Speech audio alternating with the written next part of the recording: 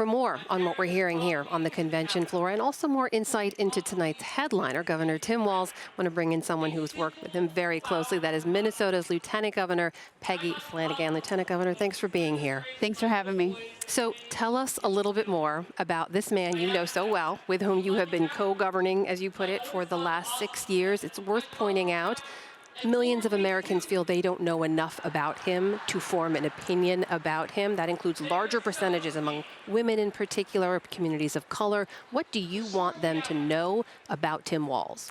Well, I've been friends with Tim Walz for almost 20 years and governed in partnership with him for the last 6. He is a dad, he is a coach, he's a teacher, he's a veteran, and I can tell you, as a Native American woman, he is an incredible partner to women leaders.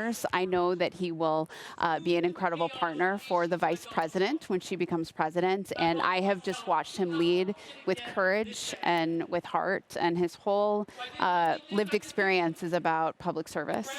It was Governor Walz who settled on that approach of calling Donald Trump weird, a way of diminishing him, making him small.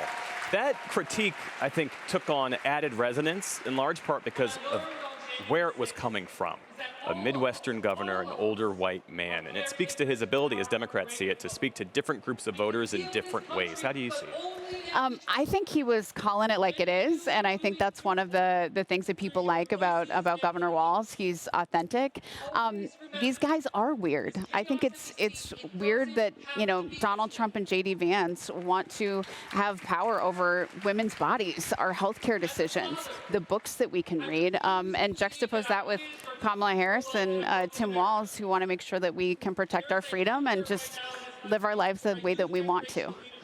What informs and inspires his approach to public service? Well, I think it's how he grew up in rural Nebraska. His dad was the superintendent of schools. He also grew up on a farm. I think that informs how hard he works and just his realness with people. But of course, 24 years in the Army National Guard. He believes in service, and he's continued that work in Congress and then as governor. But mostly, I think it's because he's a teacher. He's a good teacher, and that also makes him a good listener and a good learner, and I think that has absolutely informed the way that he's governed. We know we're going to hear a lot about his personal narrative, and we've heard Vice President Harris referring to him as Coach Walz out here on the stage with her. Tell us a little bit more, because I always find this to be revealing in terms of leadership style.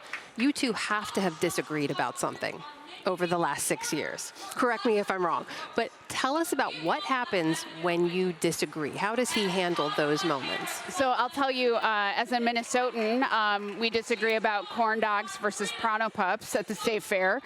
But for the uninformed among, I'm sorry, Pronto Pup? Yeah, a Pronto Pup is like a hot dog on a stick. Okay. Yep. So I'm just educating folks about the Midwest, right? That's part of my job. But here's the deal. You know, we have different lived experiences. That's why we decided to run together and serve together, but we have shared values. So when we have a conflict, we talk about it, we work it out, but ultimately he's the governor and gets to decide.